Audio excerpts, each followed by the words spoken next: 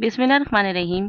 आज मैं बना रही हूँ बिना आलू उबाले और बिना किसी झंझट के कच्चे आलूओं से मज़ेदार पराठे और खस्ता पूरियाँ, वो भी कम वक्त और इंतहाई आसानी के साथ।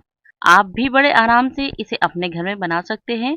जो भी ऐसे मज़ेदार पराठे और खस्ता पूरियाँ खाएगा वो अश अश कर उठेगा।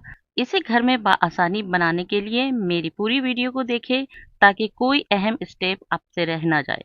अस्सलाम वालेकुम, टेस्टी फूड विद सलमा में आपको खुशामदीद। तो चलिए मज़ेदार जायकों के जहान में जहां आज मैं बना रही हूं कच्चे आलूओं से आलू के पराठे और पूरियां, जिसके लिए मैंने ये 3 आलू लिए हैं और वजन में बताऊं तो ये तकरीबन 600 ग्राम आलू है।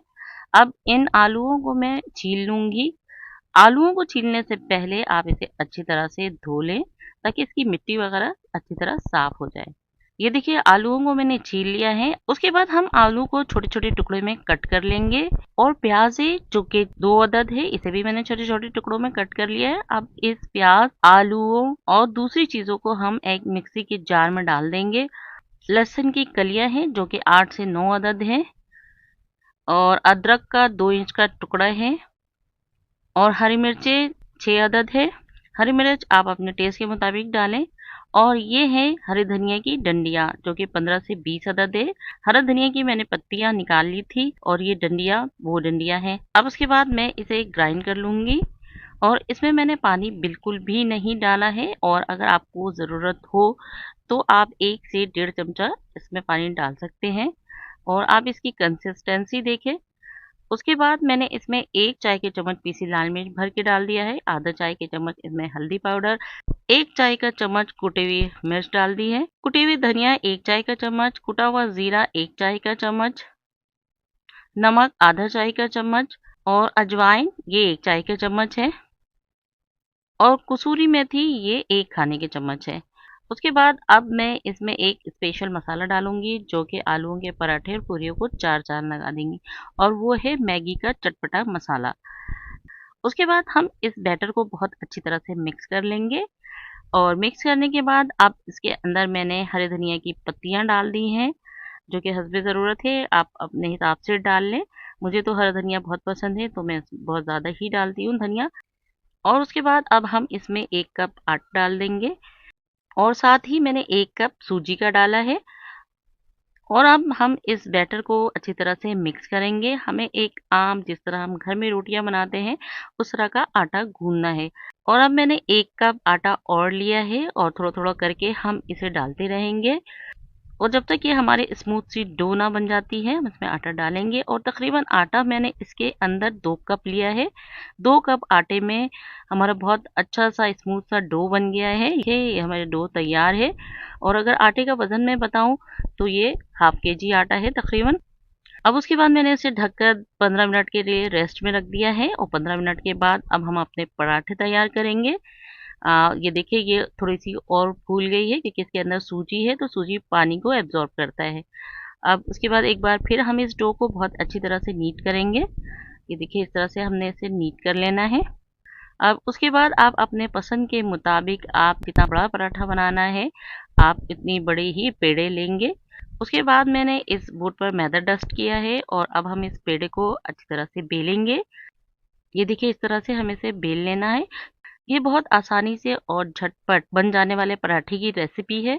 आप इस पराठे को ज़रूर ट्राई करें और जब कभी ऐसा होता है कि पराठे खाने का दिल कर रहा होता है लेकिन दिल ये भी चाह रहा होता है कि हम कोई ख़ास में मेहनत ना करें और गर्मी बहुत होती है, बरसात है या सर्दियाँ हैं, तो उसमें दिल नहीं चाहता है कि हम बहुत ज़्यादा काम करें। तो ऐसे में आप ये पराठे ज़रूर बनाएँ। अब ये देखिए पराठा हमारा तकरीबन बिल चुका है। अब हम इसमें एक ख़ास चीज़ भी लगाते हैं। इसमें है हरा धनिया मैंने थोड़ा-सा काट के डाला है, पुदीना डाला है और 1 अदद प्याज़ है और इसमें थोड़ी-सी मैंने चिली फ्लेक्स भी डाल लिया है। आप अपने टेस्ट के मुताबिक इसके अंदर चिली ऐड करें, ग्रीन चिली और चिली फ्लेक्स मैंने दोनों डाला है। ये देखिए इस तरह से हम इसके ऊपर स्प्रिंकल कर लेंगे और फिर उसके बाद सॉफ्ट हाथों की मदद से हम इसे बेलेंगे। ये देखिए इस तरह से हम इसे बेल लिया है। अब उसके बाद ये देखिए तवा, इसमें मैंने कुछ घी नहीं डाला है, कुछ भी नहीं डाला है, सिंपल है।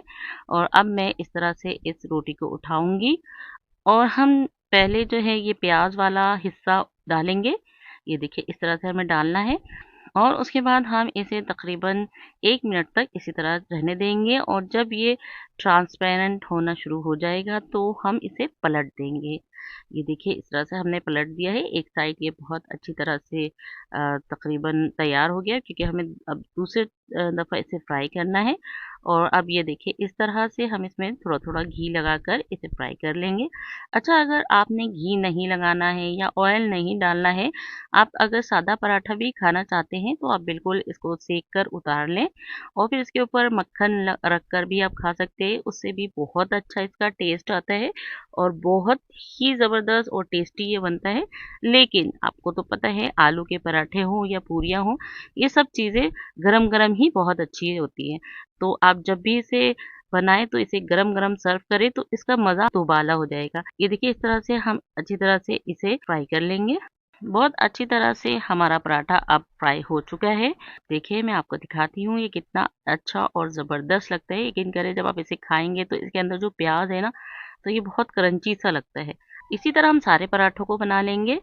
जब तक मैं दूसरे पराठे को तैयार करती हूँ, मैं आपको एक बात बताती चलूँ कि इसमें इस्तेमाल होने वाले तमाम अज़ा की लिस्ट आपको डिस्क्रिप्शन बॉक्स और वीडियो के एंड में भी लिखी मिल जाएगी। अब जनाब पराठे तो हो गए हमारे तैयार। अब मैं आपको बताती हूँ कि पूरियाँ हम किस तरह बनाएँगे। पूरियाँ बनाने के लिए अब हम यही आटा जो लेंगे और इस आटे के हम छोटे-छोटे से पेड़े बना लेंगे। आपने जितने बड़े साइज़ की पूरियाँ बनानी है, आप पेड़ा उस हिसाब से आप लेंगे। अगर छोटी पूरियाँ बनानी है तो पेड़ा छोटा लेंगे, लेकिन मैंने इस साइज़ का बनाया है। उसके बाद मैंने मैदे को डस्ट किया और अब मैं हाथों की मदद से इस पेड़े को थोड़ा-सा बड़ा कर लूँगी और फिर उसके बाद मैं बेलन का इस्तेमाल करूँगी। ये देखिए इस तरह से हम बेलन से इसे बेलेंगे। ये देखिए इस तरह से हम बेल लेंगे। मतलब आपने सिर्फ़ एक ही बैटर तैयार करना है और उससे आप 2 किस्म की चीज़ें बना सकते हैं। एक तो आप पराठा बना सकते हैं, दूसरा आप पूरियाँ बना सकते हैं। ये देखिए इतनी थिकनेस आपकी पूरियों की होनी चाहिए और कढ़ाई में तेल हमारा पहले से ही गरम है। आपको अंदाज़ा हो रहा होगा कि तेल हमारा कितना गरम है। तेल को हमने मीडियम फ्लेम पे रखना है और जैसे ही हम पूरियाँ तेल के अंदर डालें, तो आपने इसका फ्लेम तेज़ कर देना है, यानी कि मीडियम टू हाई कर लेना है। और इस तरह से सॉफ्ट हाथों से आपने पूरियों को चमचे की मदद से प्रेस करना है। ये देखिए इस तरह से आप प्रेस करेंगे माशाल्लाह से आपकी पूरियाँ देखिए कितनी अच्छी तरह से फूल रही हैं। ये देखिए ना इसमें मैंने सोडा, ना इसमें मैंने बेकिंग पाउडर डाला है, कोई भी ऐसी चीज़ मैंने नहीं डाला है, सिर्फ़ सिंपल चीज़ों का इस्तेमाल मैंने इसमें किया है। और आप देखिए पूरियाँ किस कदर फूली-फूली सी बनी हुई हैं। और आप इसको ट्राई ज़रूर करें और ये बहुत ज़बरदस्त सी पूरियाँ हैं। ये देखिए एक साइड पे 1 मिनट के अंदर-अंदर ये दोनों पूरियाँ जो हैं तैयार हो जाएँगी क्योंकि पूरियाँ जो हैं हम मीडियम टू हाई फ्लेम पर फ्राई कर रहे हैं तो ये बहुत जल्दी फ्राई हो जाती है। ये देखिए इस तरह से सारी पूरियों को हम फ्राई कर लेंगे। आप एक बार इस आटे को गूँध कर रख लें और उसके बाद आप इसे जब दिल चाहे तो आप इससे पराठा बनाएँ। जब शाम में आपका दिल चाहे तो आप इसकी कचौरियाँ भी बना सकते हैं।